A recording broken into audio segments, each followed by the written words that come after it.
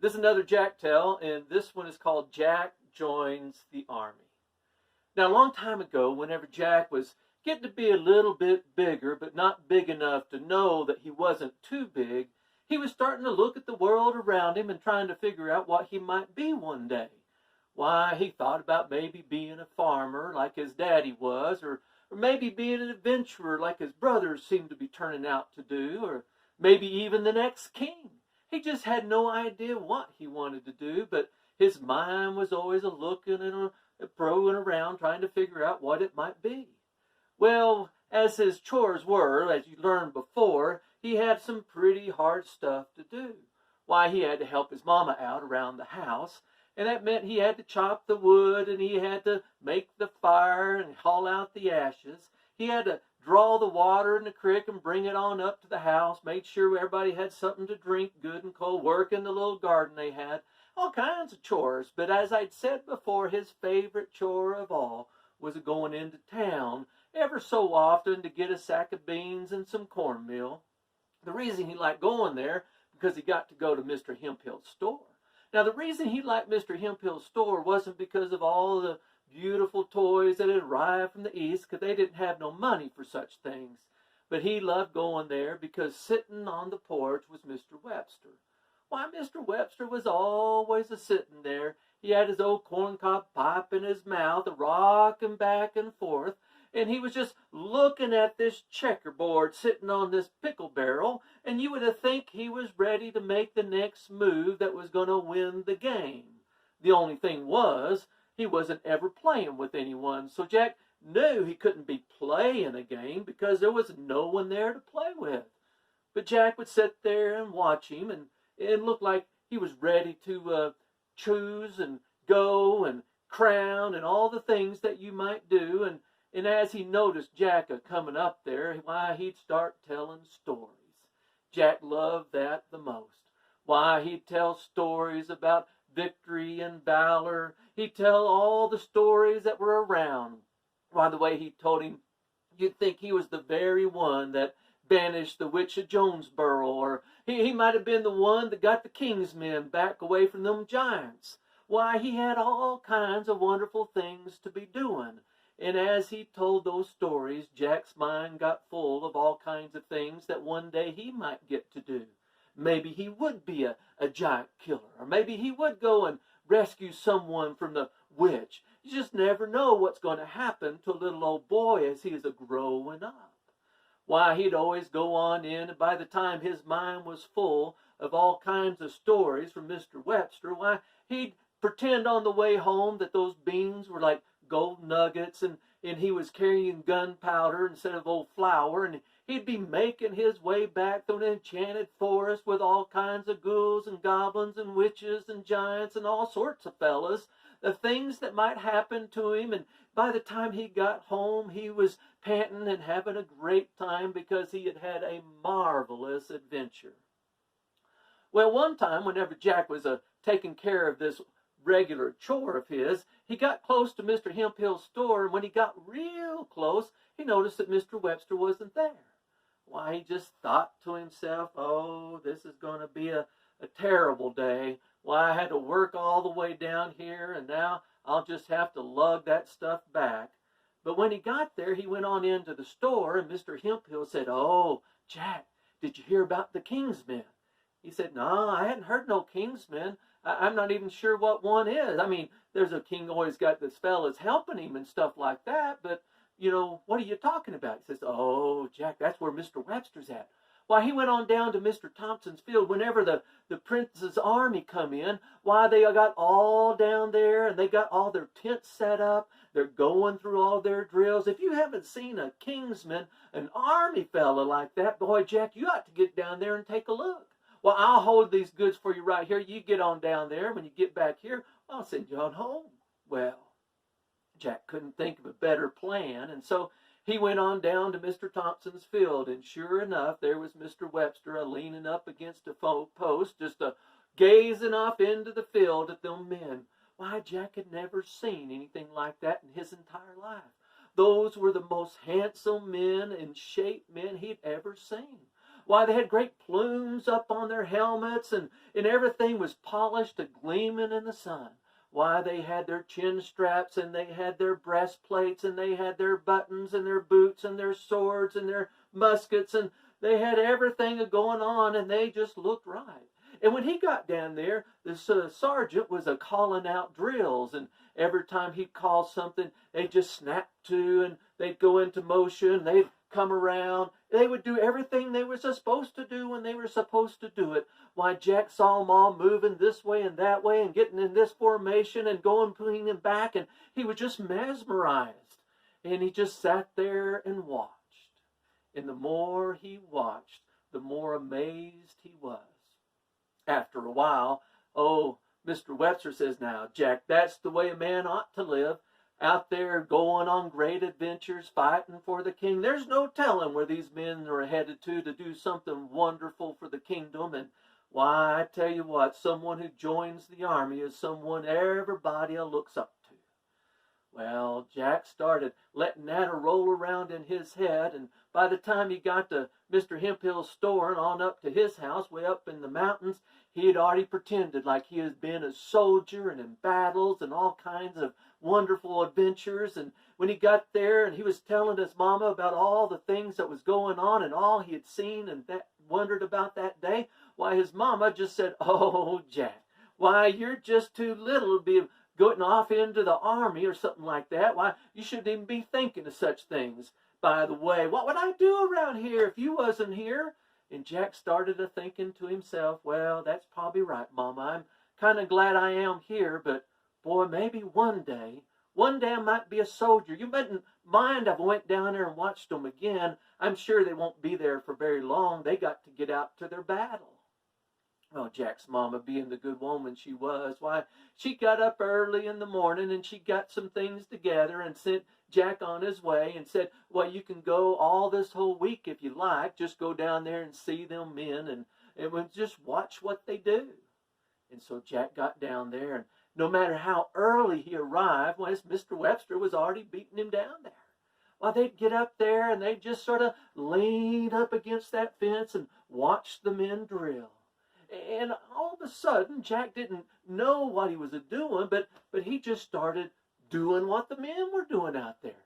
Why, whenever the drill sergeant called to attention, Jack found himself going to attention. Whenever he called him to turn, he was turning. Why, everything he was doing exactly like them soldiers.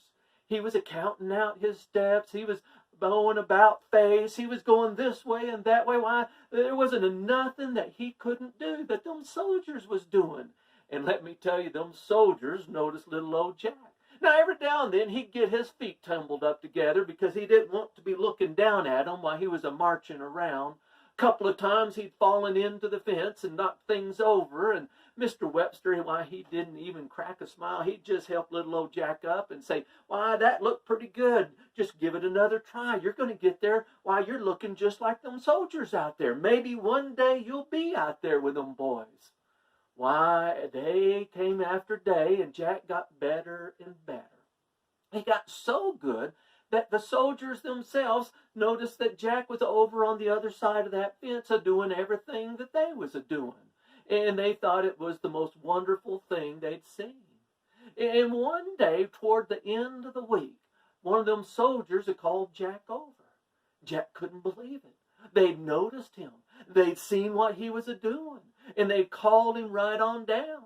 He got out there and he got over there, and the king's men just started talking to him. Says, "Oh, Jack, we've been watching you, and why you can do everything like we can, and why we just was wondering if you might want to come out and drill with us on the field tomorrow morning. You see, tomorrow morning is going to be the last day we're going to be around here before we go off following what the king wants us to do. We've been drilling and we've been working, and now we're ready to go into the battle. And we just got to scrap together a bit of a uniform for you, and if you'd wear it here in the morning, we'll let you go ahead and drill with us."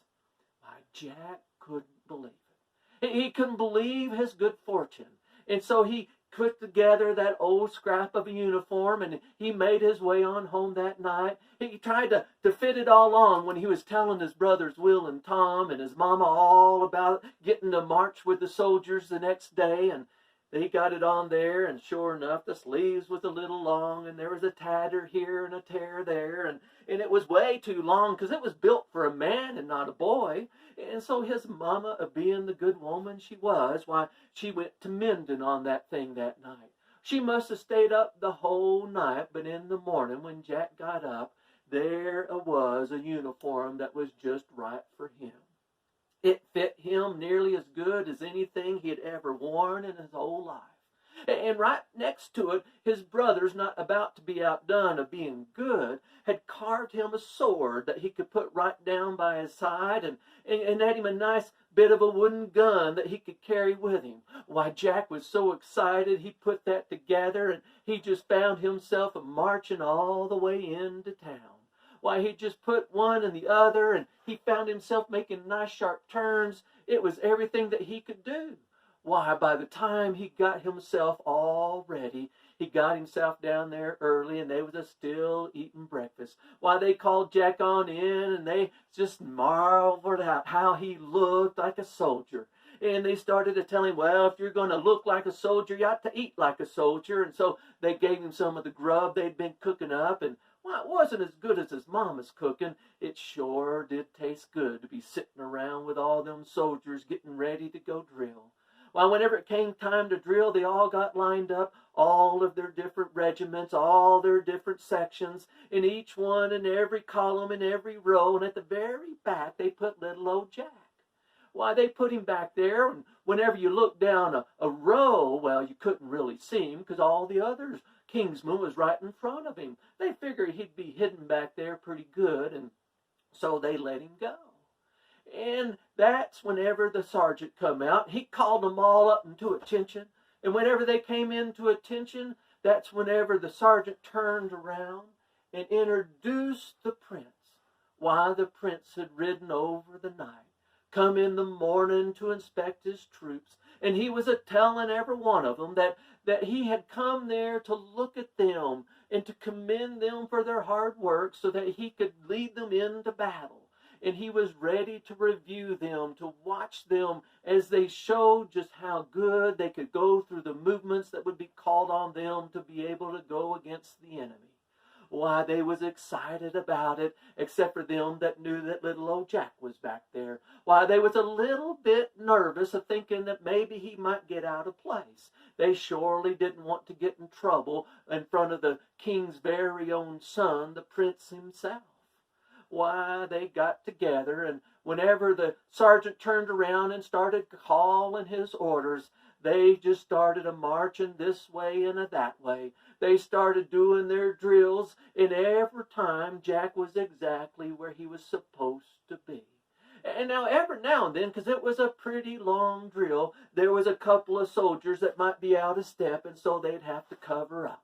And they'd have to get back in order. And whenever they was out of place, why, it left a view back to little old Jack. But by the time they got themselves covered, he was covered up again, too.